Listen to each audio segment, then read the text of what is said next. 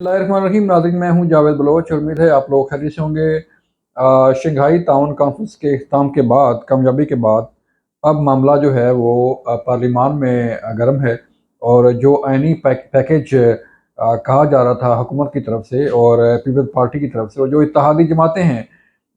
हुकूमत की, उनकी तरफ से, उसे अब जो है कौमी असम्बली में, सेनेट ऑफ पाकिस्तान में लाने का वक्त आ गया है। और कौमी असम्बली और सेनेट ऑफ पाकिस्तान के इजलास भी तलब कर लिए गए हैं और आज इजलास हुए भी सही। लेकिन ये आइनी तरमीम का जो ड्राफ्ट है, जो बिल है, वो पेश नहीं हो सका। आपके इल्म में है कि लाहौर में एक बहुत बड़ी बैठक हुई थी गुज़श्ता रात। और उस बैठक में ये सदर पाकिस्तान भी थे, वज़ीर आज़म पाकिस्तान भी थे, नवाज शरीफ भी थे, मरियम नवाज भी थी और मौलाना फजल रहमान भी उस बैठक में मौजूद थे। लिहाजा फैसला ये हो गया है कि मौलाना फजल रहमान साहब की तहरीक इंसाफ से राहें हो गई हैं जुदा, और अब मौलाना साहब जो है वो हुकूमत का साथ देने का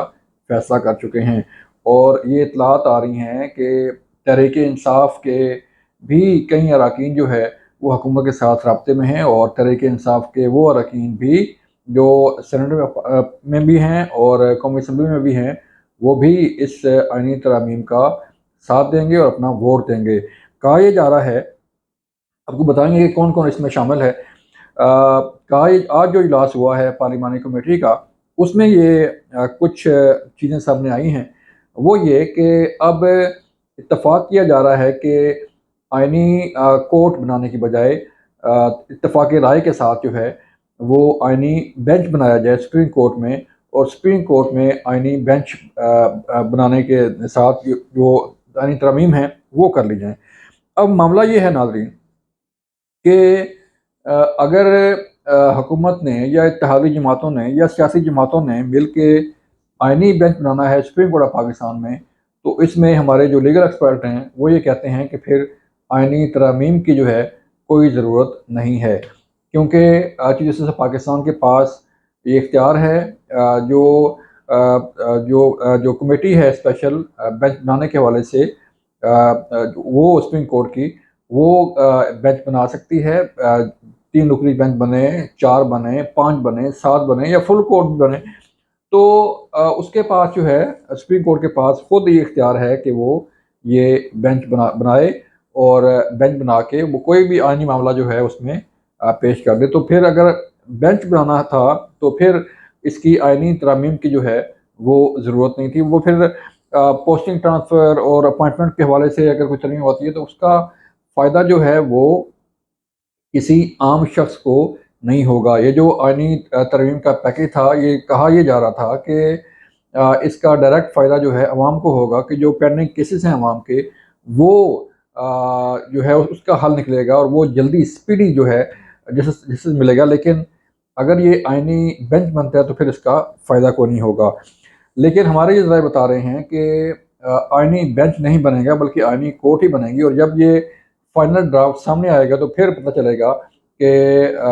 आइनी बेंच है या आइनी ड्राफ्ट जो है वो आइनी कोर्ट। तो ज़रा ये बता रहे हैं कि अभी मामला जो है वो इस पर फैसला नहीं हो सका कि हुकूमत जो है वो आइनी कोर्ट के जो फैसला था उससे पीछे हट गई है, आइनी बेंच की तरफ चली गई है। अभी तक ये फैसला नहीं हुआ। दूसरा, एक और चीज़ जो है वो एक तरफ से तो बैरिस्टर गौर अली ख़ान ने ये कहा है कि 7 से 8 लोग जो हुकूमत के हैं वो इस आइनी तरमीम का साथ नहीं दे रहे, और वो हमारे साथ खड़े हैं और वो इसको वोट नहीं करेंगे, क्योंकि अब हाउस ओपन है। और तीसरे तरह के फैसले के बाद जो है कोई भी शख्स, कोई भी किसी भी जमात का जो एमएनए है, जो सेनेटर है, वो अपनी जमात के ख़िलाफ़, अपनी जमात की हिदायत के ख़िलाफ़ जो है, फ़ैसला के ख़िलाफ़ जो है, अपनी राय दे सकता है। और राय देने के बाद जो है उसका फ़ैसला होगा, उसके जो जमात का सरबराह है वो फ़ैसला करेगा कि इसको डिस्क्वालीफाई करने के लिए रेफरेंस इलेक्शन कमीशन में भेजना है या नहीं। वो ऑटोमेटिकली डिस्क्वालीफाई नहीं होगा, उसका वोट कंसिडर हो जाएगा। तो एक तरफ जो है तहरीक इंसाफ दावा कर रही है और दूसरी तरफ हुकूमत ये दावा कर रही है कि تحریک انصاف کے کئی اراکین جو ہیں وہ حکومت کے ساتھ رابطے میں ہیں، اور جب یہ بل پیش کیا جائے گا، ووٹنگ کی جائے گی، تو اس وقت تحریک انصاف کے کئی اراکین جو ہے وہ اس بل کا ساتھ دیں گے۔ ہم نے مختلف ذرائع سے جو ہے وہ بات کی، مختلف لوگوں سے بات کی جو سیاستدان بھی ہیں اور مختلف پارٹیوں سے تعلق ہے ان کا، تو لگ یہ رہا ہے، خبر یہ آ رہی ہے کہ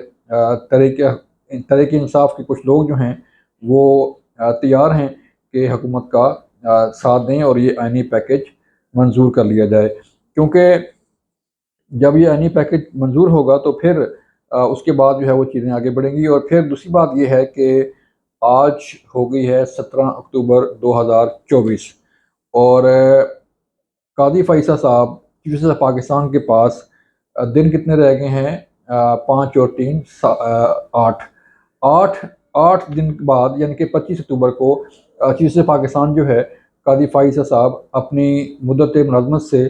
سبکدوش ہو جائیں گے، ریٹائرڈ ہو جائیں گے، اور ان کے بعد جو ہے وہ نمبر آتا ہے جسٹس منصور علی شاہ صاحب کا۔ اگر یہ آئینی پیکج منظور ہوتا ہے اور آئینی ترامیم جو ہے وہ منظور ہوتی ہیں، تو پھر اپوائنٹمنٹ آف جو ججز ہیں اس کا طریقہ کار جو ہے کچھ اور ہوگا۔ تو ہو سکتا ہے کہ اس آئینی پیکج کی منظوری کے بعد، نیا قانون بننے کے بعد، جسٹس منصور علی شاہ صاحب جو ہے وہ شاید جسٹس آف پاکستان نہ بن سکیں، کیونکہ جب پینل بنے گا تو پینل سے جو ہے وہ کسی بھی جج کو منتخب کیا جا سکتا ہے، اور وہ جو ہے وہ اس کو جو ہے وہ چیزیں سے پاکستان لگایا جا سکتا ہے۔ تو اس لیے جو ہے وہ قاضی فیصل کے بعد جو ہے چیف جسٹس آف پاکستان کون ہوگا، یہ بڑا اہم سوال ہے، کیونکہ اب دن قریب ہیں اور تحریک انصاف نے بھی آج جو ہے وہ احتجاج کی کال دے دی ہے کہ آئینی ترمیم کے خلاف جو ہے ملک گیر احتجاج کیا جائے گا، اور اس احتجاج کے دوران ہی کچھ معاملات شاید اور آگے بڑھیں، حالات خراب ہوں تو پھر معاملہ جائے گا، پھر وہی مار کٹائی اور جلاؤ گھراؤ اور گرفتاریاں اور پتھراؤ اور جو ہے وہ شیلنگ، تو ماحول خراب ہونے کا خدشہ ہے اس آئینی ترمیم کے پاس ہونے پر اور بل جو ہے وہ ٹیبل ہونے پر۔ حکومت نے تیاری پکڑ لی ہے، کل پھر پارلیمانی کمیٹی کا اجلاس جو ہے قومی اسمبلی سیکریٹریٹ میں ہوگا، جس کی صدارت خورشید شاہ کر رہے ہیں، اور جس میں تمام پارٹیوں کی نمائندگی ہے، تو اس میں بھی جو ہے وہ کل فیصلہ ہونا ہے کہ کل یہ بل کل جو ہے وہ لایا جائے گا یا بعد میں لایا جائے گا، کیونکہ حکومت کے پاس اب دن نہیں رہ گئے، اور کل ہے جمعہ اور پھر آگے ہفتہ اتوار چھٹیاں ہیں، تو ذرا یہ بتا رہے ہیں کہ ہفتہ اور اتوار کو بھی جو ہے قومی اسمبلی اور سینیٹ آف پاکستان کھلے رہیں گے، اور اس میں اس بل کو پاس کرنے کی کوشش کی جائے گی۔ یہ تھی آج کی صورتحال، اپنا خیال رکھیے گا، اللہ حافظ۔